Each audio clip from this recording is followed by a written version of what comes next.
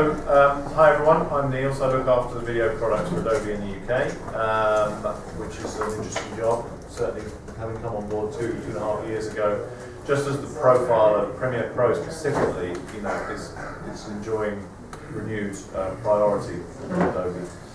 Any of you who used Premiere before, used it years ago, may have found that it's a bit flaky. It's got some bad past reputations, but if you haven't looked at it for a long time, take my word for it that it has come of age and it's a completely different animal now. Leave any preconceptions you have at the door because it's a very different animal now. It's a complete 64-bit, multi-threaded. We have a tool called the Mercury playback engine, which gives us the best dual platform performance in the market for an LLE. So yeah, take a look. As I mentioned, these are the areas we've kind of been pushing the envelope in the last couple of years. I'm not going to kill you with PowerPoint, don't worry, it's just a couple of slides just to set the scene. So we introduced the Mercury playback engine. So that was three things. Multi-threaded 64-bit executable. So we use all of the processor cores in your machine, we use all your RAM. So however well spec your machine is, it will always use every last drop of resource to get the best performance possible. The cherry on the cake is the GPU acceleration. So if you have a supported CUDA Quadro card, what we actually do is we offload all the visual effects onto the graphics card, so that processing power is there.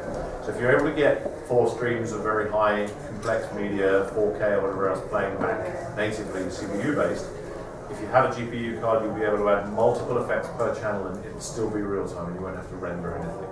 So we're all about a renderless workflow. Files that you see in the file-based workflows on the left there, it's just a smattering of what we support. V2 from Sony XD Cam, Red, ARRI, ABC HD consumer formats, Galaxy S2 phone video, iPhone video, it doesn't matter. Whatever you throw in the timeline will play back natively and won't need to be converted, transcoded or rewrapped, just plays back. And then equally on the output side, we deliver to any format as well. You can see down here which is multi-screen distribution. We can write back to the cameras, we can publish image sequence formats, we can distribute to any web format, ready to go for Vimeo or YouTube. We can write Blu-rays and DVDs, we can send MXF files to transmission servers, whatever kind of output format you need, we can distribute from the suite as well.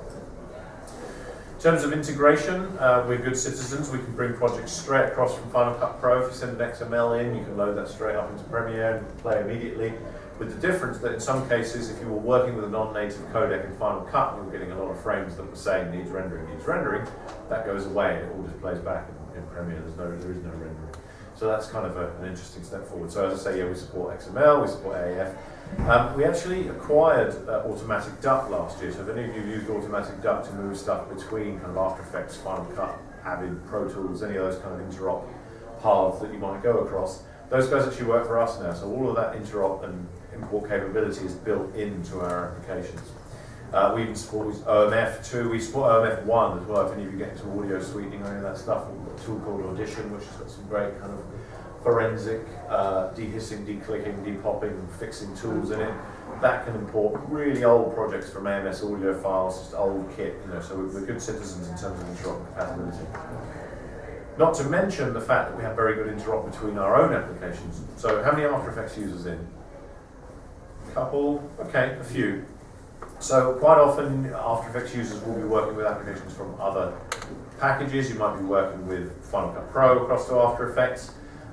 We have a tool called Dynamic Link, which means that all of our own packages, After Effects, Premiere, Encore, talk to one another natively. So there's no save as, there's no export, it's just literally a question of right-clicking on a clip and saying open in After Effects. You then end up with Premiere and After Effects timelines completely locked together. So any change you make in one app just dynamically ripples through to the other. It's just literally a question of alt-tabbing between the two. Very, very tightly integration. And that, as I say, exists between After Effects, Premiere and Encore. Specifically, in terms of what we've done around CS6, so I mentioned that CS5 was all about Mercury, this engine that we put in playback performance. CS6 was really about taking what was a V12 engine from CS5, but unfortunately mounted inside the body of a slightly clapped out Mondeo with too many options that nobody asked for, and kind of streamlining the interface a little bit. So we pulled away a lot of the unnecessary buttons, drop-down menus, all the clutter that kind of got in the way with the Premiere 6 interface is now gone, and it's much more about the video and about the tactile user experience of actually scrubbing, shuffling, stop, play, working with clips, working with media and getting the job done quicker. So we've got all that power underneath with much more usable experience on the top of it. We've also introduced a few new features. So for example, After Effects, the After Effects users that we're in, how many After Effects users that haven't used CS6? 1, 2. So if I said After Effects was now real time, what would you say? I'd be lying, but it nearly is. We've introduced a feature called the Global Performance Cache, which remembers every frame it's ever seen, whether it's from video or whether it's from a solid layer that you've introduced, and it parks all of that in a disk cache for easy future subsequent retrieval. So even if you didn't save the project, the system knows that it saw that media 6 months ago, and it's in the disk cache and it pulls it back. It will also allow you to do a RAM preview, load stuff into RAM, in the background while you're working on a different composition. So that again is another massive reason why CS6 is a big step forward for After Effects. There are 2 new tools in the box.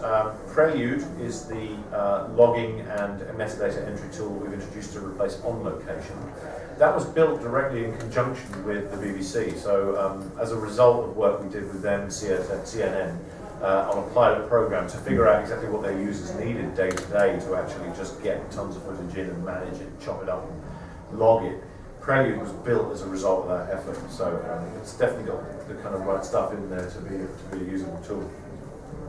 Speed grade, we bought a company called Iridas last year as well, in addition to automatic duck, and they had a couple of products, one called Frame Cycler, but their flagship was a thing called Speed Grade, which used to be a $40,000 grading tool, and now is just another add-on inside the Adobe Production Premium or the Adobe Creative Cloud suite. It's just another tool in the box for you to work with. It has very, very deep, rich color fidelity. It uses a 32-bit engine called Lumetri, which is able to pull detail back out of the shadows. Even if you've shot really flat 420 footage with bad contrast, it'll reintroduce details from the shadows that you never knew were there. Similarly, if something's been shot well with low dynamic contrast, it will do a great job of adding some real life to that. It's got unlimited primaries and secondaries you can put in there. So from a technical grade perspective, it's got all the tools you might need. From an artistic perspective, there are a ton of looks already in the box ready for you to go. So if you want something to look a bit commercial, pop video, 70s, oversaturated, a lot of great stuff just ready to go. You just fire it up and have a look at it.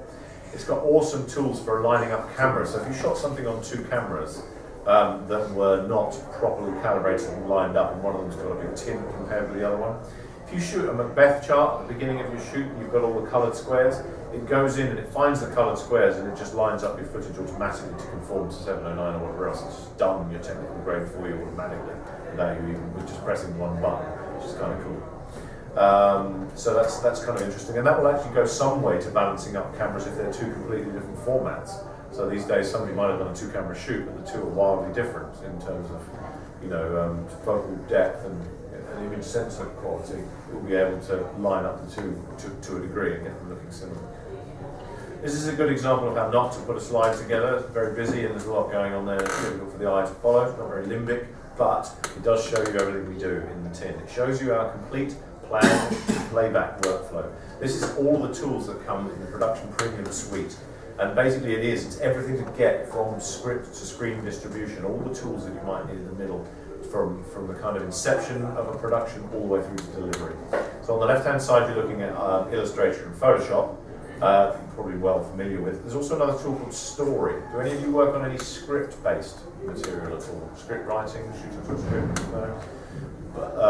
A little bit. So that's a collaborative online script tool for writing and sharing scripts. And we didn't get into that business to take on, you know, Microsoft Word or Final Draft or Movie Magic. We did it because we wanted to get in on the ground floor with what is really the richest source of metadata in a production. If you have the script available to you in a meaningful way while you're cutting pictures, it's a resource that tells you everybody who was there, everything they said, everything they did. It's completely searchable, very useful. If it's a printed sheet on the desk, it's not that useful because you're just going to be working with a biro and your eyes. But what we allow you to do is take this script-based metadata that you've built in our online tool and embed it in your rushes. We then do a speech-to-text analysis so that all of your rushes become searchable. So rather than watching through 200 clips, scrubbing and shuttling back and forward to find the right point where the person said what you needed to cut into the shot, you just search by keyword. And every word of dialogue in the audio track has been marked with a timecode stamp relevant to what the script told it was going to be there. I'll show you some of that in a bit, but it's quite a compelling way. It's quite a different way of thinking about rushes and editing footage and actually working some of that stuff. The meat and potatoes are the sweets in the middle of the production section. I'm sorry, I skipped Prelude, but I had already talked a little bit about that. That's our metadata entry, logging and shot listing tool. The centre of the piece is Premiere, After Effects and Audition. Audition's our audio sweetening tool, so that's another kind of tool in the Swiss Army knife stuff that you get with Production Premium. Speed grade I touched on, and Flash is there as well for Flash-based delivery. Bridge is kind of a good all-purpose tool for managing large collections of still images. Any big Photoshop users who do a lot of stills photography, you might use Bridge to do batch conversions, does some of the stuff that Lightroom does. Encore is our Blu-ray and DVD authoring tool, so that will publish to both of those formats. From an authoring perspective, it allows you to put in menus. All of the menus in Encore are Photoshop documents, so any Photoshop documents you have with multiple layers, they translate across and you can get access to every part of it for the authoring of that experience. Also, what you can spit out of an Encore session is what we call a web DVD. So if you imagine a Blu-ray, if you imagine the experience of watching a Blu-ray with the live menus that are keyed over the top and the interactive content and the special features and whatever else. If you authored something like that, rather than burning it onto a flat disk that you've then got to stick in the post to somebody, Encore will publish for you what we call a web DVD, which is basically the full functionality of a Blu-ray, but with an index.html file and a folder full of Flash assets ready to go. Throw them on your server and then send somebody the link, and then they're using basically a Blu-ray but live streamed over the web with MP4 quality video. Really, really good way for sending stuff to customers for view and approval, or even final output packages you can send as a web DVD. One of the most underutilized features in the package as well. I've never quite figured out why, but it's there and it's great to play with it.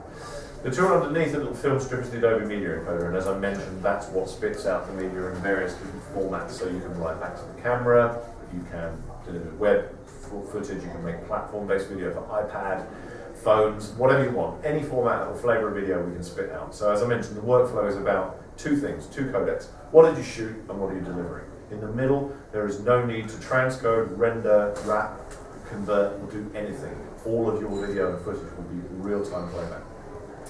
So don't take my word for it, let's take a look at that in action. I'm going to start with Prelude because it's quite an interesting tool in terms of just ingesting lots of raw footage. I'm going to make a new project. It does 4 fairly basic repetitive tasks quite well and quite efficiently. So if I go to ingest and I drill down into some of my media in here, I have got, let's see, CS6 assets, Premiere, Prelude.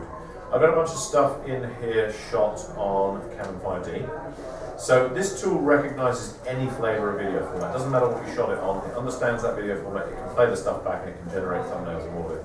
It also hides away, if you've shot on some more esoteric formats, sometimes when you mount the discs back on a machine, it gives you loads of weird metadata folders and stuff that doesn't really make a lot of sense.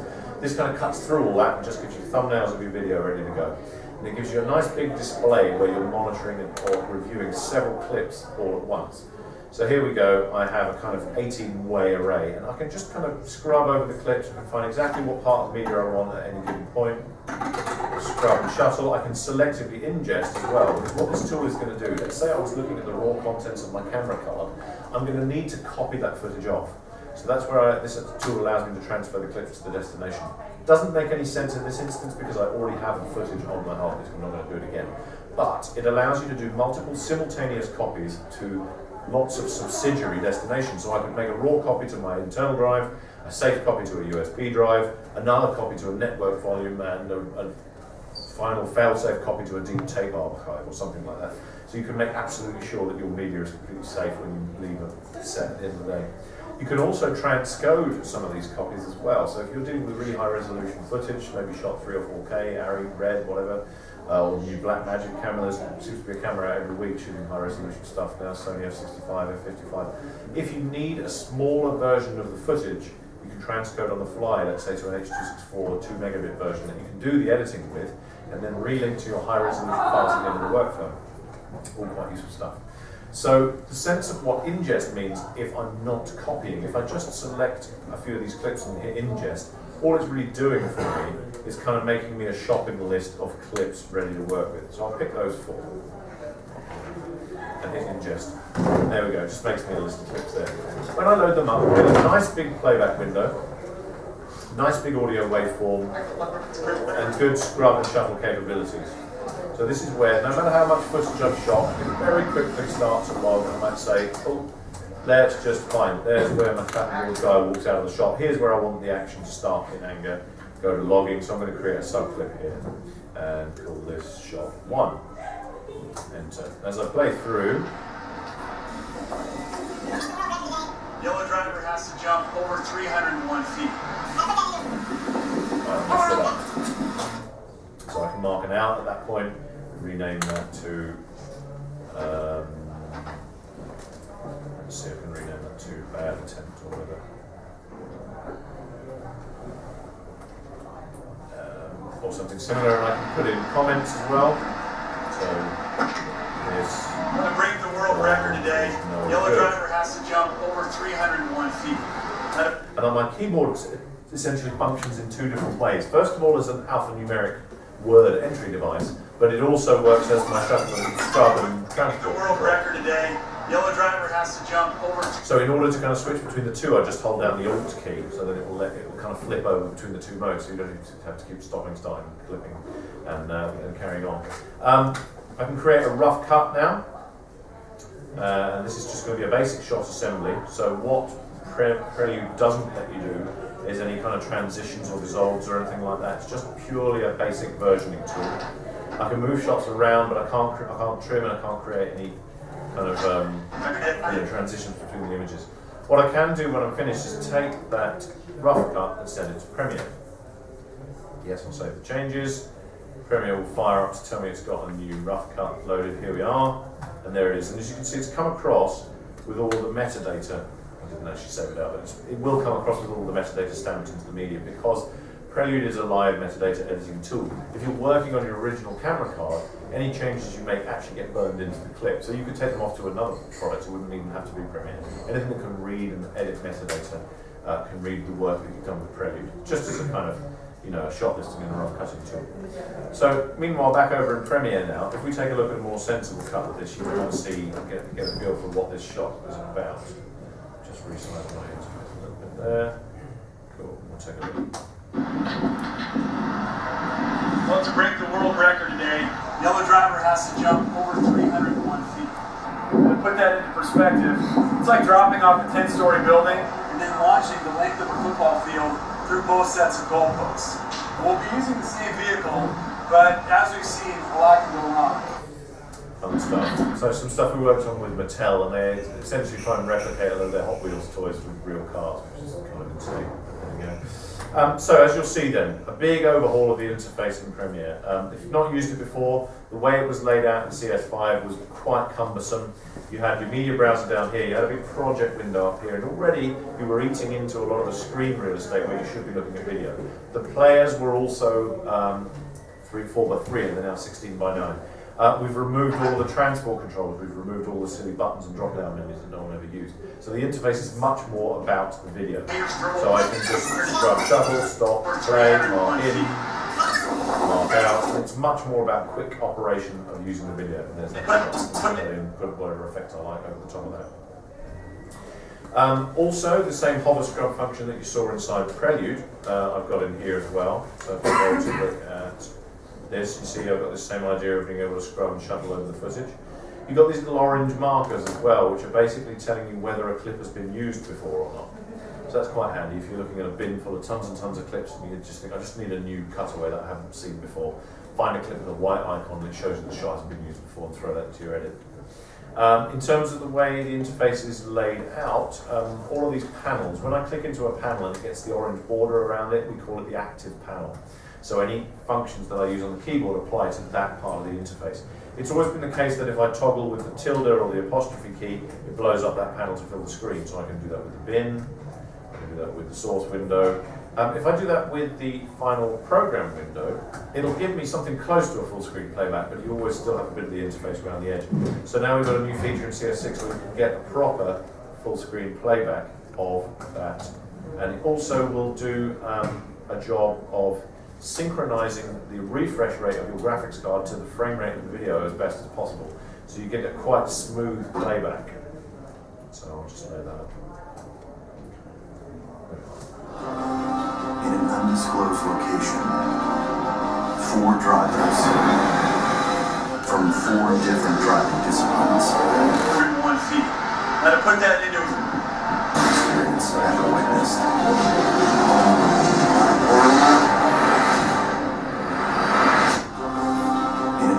Rather him than me. But anyway, so that's kind of how we've overhauled the interface, and we've made things much tidier and much easier to use in CS6. It's a very streamlined experience. So if I move back to some of the speech analysis stuff I was talking about earlier, if I go into some of my speech sources here, as I mentioned, Premiere has a tool where you can analyze speech content. So if I right click on this clip here and go analyze content, it's going to use the speech to text transcription engine, and it will find the audio in it will find the words inside the audio track and convert them into text. So the way that looks is something like this. If I load up that original shot here, if I open up my metadata window, what you're going to see is a rough attempt at Premiere making a transcription. I don't even quite see the word from there, but it's a bit hit and miss. So, well, the golden jellyfish and jellyfish lake are really quite interesting biologically. They're actually derived from a more common lagoon-dwelling species. So if you can't see it, it actually says, well, the golden jellyfish in jellyfish, it's actually really quite interesting. Biologically actually derived from a more common with whom dwelling species. Anyway, it's kind of missing inside it. It's getting about 70 or 80% accuracy, which in some cases might be enough. If you can actually if you just need to see roughly what's happening in the script, it's all searchable as well. So if I want to just find him say jellyfish, it actually only comes up twice because the analysis is a bit broken here. If I go to my correct version, where what I've done here, it's a copy of the same footage, but I've taken the script out of Adobe Story and I've embedded it into the metadata of all my rushes. All I have to do then on a clip-for-clip basis is mark what scene you're actually looking at, tell it to go and do the analysis, and this time it's 100% perfect. So the first thing you notice is that it's given the guy a name, so that's important. He's called Dr. Pat Collin, and he's now searchable. I can now search all my rushes for the appearance of that guy. Equally, the script is now 100% accurate. So, well, the golden jellyfish and jellyfish lake are really quite interesting biologically. They're actually derived from a more common lagoon-dwelling species. Since the last glaciation and sea level has risen, you get the idea. It's kind of like a karaoke pub. It just moves around, and I can use that to mark my ins and outs as well. So if I just want the sentence where he says they're actually derived from a more common lagoon-dwelling species, but since the last glaciation out, I can mark my ins and outs, and they're marked on the raw clip here as well. Throw that into the sequence, change the settings, and I will get basically just that that shot with that sentence. They're actually derived from a more common lagoon-dwelling species. Since the last glaciation out, they're actually... So you can cut your rushes by the script. So very, very, very powerful way of working. And story is kind of a big deal for us because we've actually managed to get full adoption at ITV. So all of the episodes of Coronation Street and Emmerdale that you see are now scripted inside story. So they've kind of got their foot on the bottom rung for getting into all these kind of script-based workflows. We kind of started talking to them at a time where they had an old script tool that was really broken. It was Windows 95, and there was no way it was ever going to make a leap to their new desktops. So we kind of said to them, well, how about you look at the cloud collaboration? And then we had lots of legal wranglings, months and months about data hosting and the Patriot Act and all that kind of stuff. Anyway, at the end of all of that, here we are. Story, the best test case for it is the fact that the 2 biggest soaps in the country are going to air and scripts are being built in Story. So multicam, we've kind of overhauled that a little bit inside Premiere. So if I look at some of my sources in here, you were fairly restricted in the past in terms of working with multicam because we only allowed 4.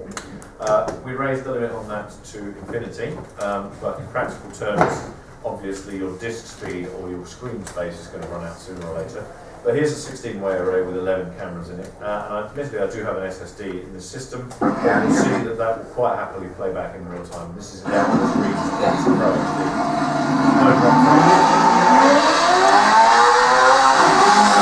Now, even though all of that footage was shot on the same format at the same frame rate, because of this concept of an open timeline and this business of Mercury, I can take any other kind of footage. You could take a bunch of footage shot from the crowd on different phones and whatever else. You could add that into your multi-camera matrix and you could actually cut between those different footage formats. Very, very useful. The open format kind of concept extends to Premiere. So if I go in, I can actually I can edit that, but I think we're aware of time. I won't go too far in that, but suffice it to say, multicam, very powerful. What we've got here is a kind of demonstration of Mercury's work. So if I select this clip down here, I've just put 3 layers of video in a timeline. The first layer of video was shot on my Android phone. So let's take a look at that. It's quite high quality from a pixel resolution perspective and color space. It doesn't look too bad, but what gives it away is the fact that it's really shaky.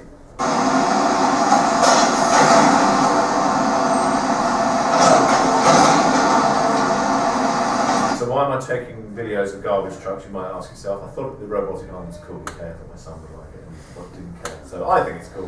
What can you do? So that's 1080p phone footage. It's kind of wobbly. So we introduced a plugin called the Warp Stabilizer. So that does a full analysis of every pixel and finds out what's moving where. And it will then, as you can see, slightly crop the image, but in return you get a fully stable locked image as if it was shot on a tripod.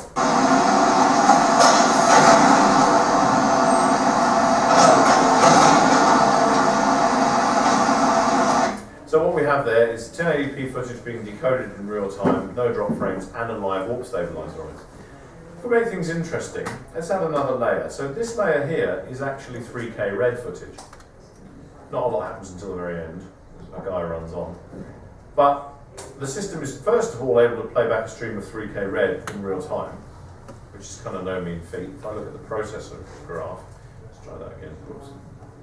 You can see the system's working quite hard on just playing that footage. Go to full res. Yeah. Let's stop now. So at this point you'd need a 16-core workstation to actually just play the footage. That's not too badly. But what I've done is I've added that into a 1080 sequence. So if I remove this clip here and add it back in again, let's go and get it from my sources.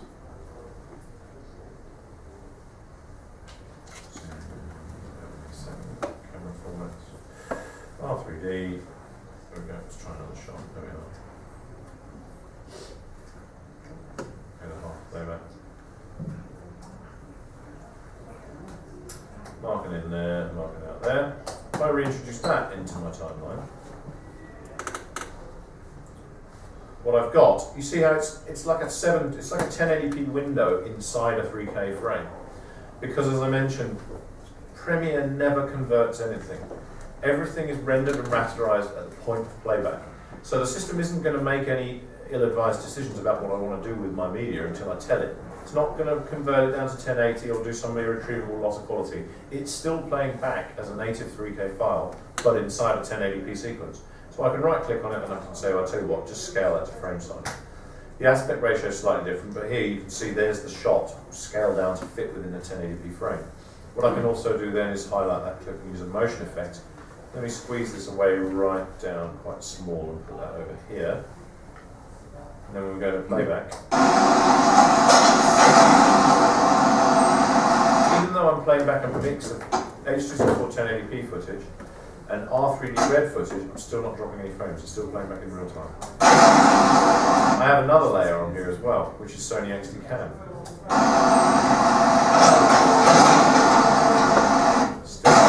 Still happy to play those three together. And if I select, actually, I'm running out of time. I've got some stuff in here on a green screen. We've got a very powerful green screen here. I probably won't touch on that now, I'm just moving. Trimming has been overhauled, split screen, so that will allow you to put in adjustment layers. So for those of you who work with After Effects and Photoshop, are used to having the ability to use adjustment layers, they're now present in Premiere as well, which is a good step forward. Let's move on and look at the dynamic link tool. So I talked about this at the beginning. This is the interop between our applications and the way they work together. So we've got another interesting piece of footage here of one of the It's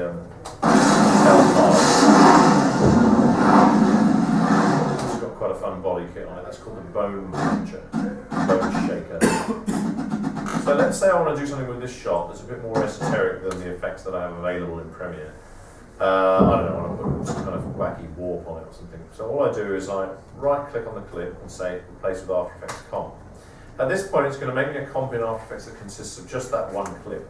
I can now add any standard After Effects effects or preset, put it on there. There's my Bezier walk. Pull that in, just give it a crazy shape. Back in Premiere, it dynamically updates immediately. The two applications are talking to each other hand in hand. No export, no save as, no import. Any decision you make is completely temporary, and I can decide actually that looks a bit daft. Let's go back, let's remove that transform. Bezier walk, get rid of it. But actually what I do want is some snow. I'm sure it's coming, so let's get used to the idea. Let's crank up the snow. Let's have really biblical snow. There we go, it's definitely snowing there now. Once that's round previewed and loaded in, it plays back in real time again in Premiere. So it's removed the Bezier and it's just added the snow back. There it is. So the two applications go completely hand in hand, and any changes you make in one ripple through to the other. So let's go back to this. Let's do something sensible now. What I actually want to do is some work on putting a caption on it. I want the caption to follow the motion of the shot. And as you can tell, there's a lot of motion in there. There's a lot of shakiness in the camera. There's a lot of, all three dimensions are moving a bit in that shot. So what we've introduced in the new version of After Effects is this concept of a camera tracker. Now it does a very, bear with me, sorry. It does a very similar job to the warp stabilizer that we looked at a while ago, but it's not actually going to crop down the image and stabilize it. Instead, it's going to scatter sparkly stars all over it that you can pin stuff to. So any point of interest it finds in the image that it's able to track through the majority of the action, it will follow. So whereas the tracker in the past worked by you finding a point in the image and tracking that through, it now works by tracking the whole image. So you can pick a single point, a range of points, do what you like. So it's just about finished. There we are, solving camera. And so the track points. There we are. There's the track points. You see. So at any point, I can just select one or select multiples. It's behaving slightly, and I can pin. They move through the object. So I can pin a text caption to it, or I can do it by a plane. So you can change the caption on a billboard, and even though the perspective of the object is changing in 3 dimensions, it will track all of the corners of it as well. So it's quite a nifty little tool. If I have a look at how I might use that, for example, then if I look at here, what I've got here is a 3D caption. In the conventional sense of an After Effects 3D caption though, it's flat, but it's positionable in 3 dimensions, but it has no depth to it, so it's 2.5D. As you can see, I've got all of my track points here that were tracked. That's the motion of the camera as it goes along. What you can also see, those of you who are used to it, you've got this concept of being able to load frames into RAM, so they play back in real time. The green frames come up in, the loaded frames come up in green. This blue frame over here is one that already exists in the disk cache. So that means it's easily retrievable without changing anything. And as I mentioned, you can render comps in the background, and while you work on a different one, and it will also store any renders that you have processed for until you empty the disk cache forever, notionally. So that if you've got a very sophisticated comp with lots of layers, lots of keyframes, and you just change a couple of items, it will only re-render what you've changed. It won't re-render the whole lot again, like it used to have to. So the experience of using it, especially if you have an SSD drive available to park all of those cache files on, is super quick. So there you go, you see, that caption is perfectly following the motion of that car as it goes through. And all I did was right-click and track and add a text caption. Dead straightforward. So to make this a bit more interesting, in CS6 we have introduced a ray tracing engine, which gives us the ability to take 2D objects and extrude them. And this isn't just necessarily true of text, you can do this with Illustrator documents. So you could bring in a company logo and stretch that out and to do all sorts of it. It behaves and reacts to your 3D environment as well through that. So you see I've got angular beveling in here. I can move the bevel depth around. I can change the extrusion of that and stretch it out to infinity, shorten it down a bit. All of the surfaces of this 3D object now react to light and surfaces and textures in exactly the same way as you would imagine a 2D object would. Only this kind of moves your 3D capability of After Effects completely up a gear, because none of this was here. It was a 2.5D tool. So now it's 3D with ray tracing, so kind of, a mini featurette. Quite pleased with that. So that's kind of cool, but this text caption here looks a bit boring. It looks a bit kind of 90s WrestleMania, just horrible liquid text. So let's do something else to it. What we can actually do is, and we've introduced a concept called the environment layer. So this is a 3D sphere that's invisible but painted on the inside. So if I get rid of Colorama, you'll see what's going on here. That basically is a sphere with a kind of very soft grad painted on the inside of it. So there we are, you see it's sort of a slight blue-yellow grad. That is reflecting off the surface of the caption, just to give it a kind of more interesting texture, you see. But because it's quite subtle, as it plays through, I'll play back the pre-rendered version. As it plays through, you get to see light reflections, you get to see a texture in the layers, and it's now a much more interesting 3D caption. I added the purple thing just to kind of really make it obvious. But there you go. And now it's seen some of those frames before and it's pulling those back in, but I've never played back this far in. So that's where you get to see it actually rendering the frames, putting them in RAM and parking them on the disk. As soon as I get to a full loop cycle and come back, it'll play back in real time on this occasion and on any future occasions that I load this comp. That's now stored forevermore, that render, in your deep disk cache. So, kind of neat. Whistling through, we've introduced the support for color LUTs inside here as well. This kind of goes hand in hand with the speed grade stuff, so I can bring a LUT in from either speed grade or any other kind of supported LUT file. I can get 3DL, Cube, Look, CSP, whatever you like, imported and put an overall look on my footage. As you can see, there's a kind of moody, deep contrast vignette thing on there that's just been imported as one of the presets from speed grade. If we take a look at speed grade itself, it's quite a well-featured grading engine. So as I say, it's fully 32-bit floating point. At any point, I've got full control over the waveforms, histograms. I can stretch this out, so I might want the contrast to be higher. Hold down the shift key and move that out. You see, I can stretch it out until it goes. I can move the pivot point so that fills the graph. And now, yeah, I'm getting somewhere where my red has gone past clipping. I'll pull the contrast down a bit. You can just do it. You can start with a technical grade so that your footage has the right sort of look and has the right sort of dynamics in it. Then we can think about fixing individual problems. So, for example, he's got a really orange face because the color of the track is reflecting off it. So to fix that, I might add a secondary. And what I'm going to do there to fix the secondary is grab my pen and say, here's a bit of his orange face.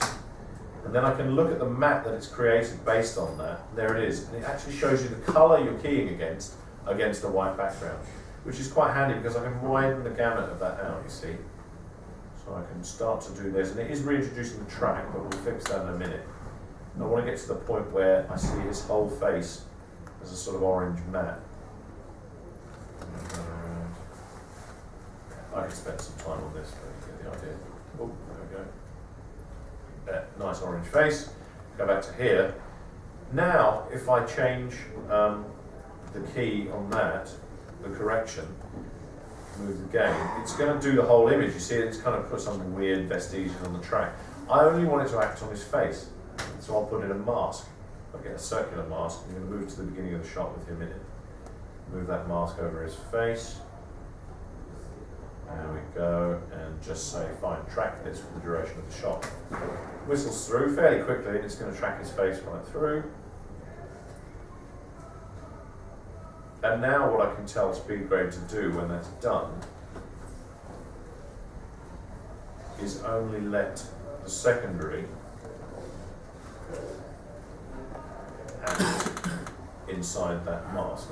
See, apply grading layer to the outside, apply grading layer to the inside of the mask. And then that way, if I move the color temperature around, try and fix his face, make it a bit more blue, you get the idea, completely the opposite direction. But you see, I've isolated his face as a pure secondary. And all this is real time. So he'll play back with a blue face. Complete real time. There's no rendering ever required for that. Obviously, more sensibly, you'd probably just put it back to something more like a flesh tone.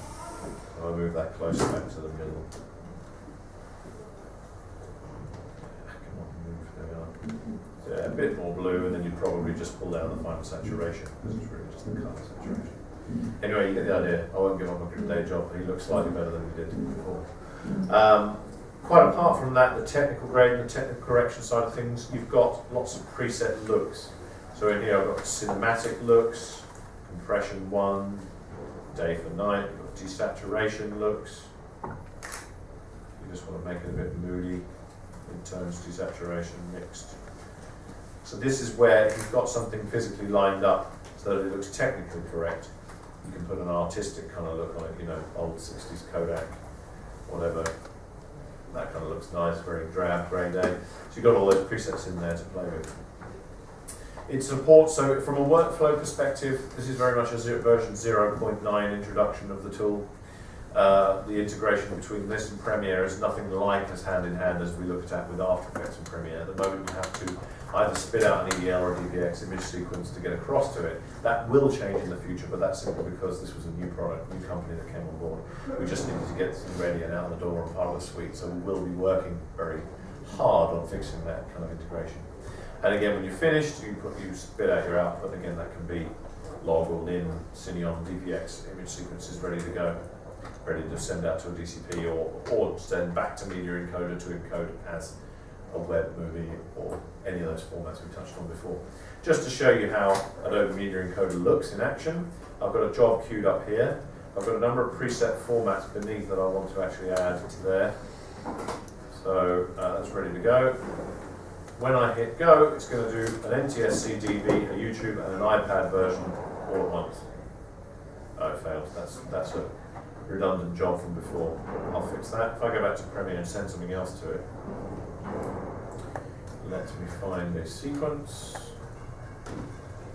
And why don't I pick that? And go File, Export Media. When I hit Q, so first of all it's showing me in full-way split screen. This will do an export inside Premiere. And in so doing, it will lock out all of your CPUs, all of your graphics card resources, and it will stop you from using the interface until that render is done. If it was a long-form job, that locks you out of the editor for quite some time. So that's why we have a Q button. The Q button will send it to the Media Encoder, which is a background cooperative process. By default, it's going to make me a DV version of that. Let's say I want an ABC intro version as well, an Apple TV version, and an Android phone and tablet version. As soon as I hit go, it just spits out all those versions in tandem. There we go. And it uses every processor core, all the graphics capability to squeeze out and flatten out those files as fast as possible. But I can still pause that queue at any time if I want to go back to the editor, make some changes to something, come back later on, pick up the encode again. And it handles any format known to man. If the presets aren't there, you can download them from our website. So that brings us about to the end. I hope that was useful. If you were, thanks for listening, and I'll be around for a little while out in the main hall, and I hope to talk to you later. Thanks a lot.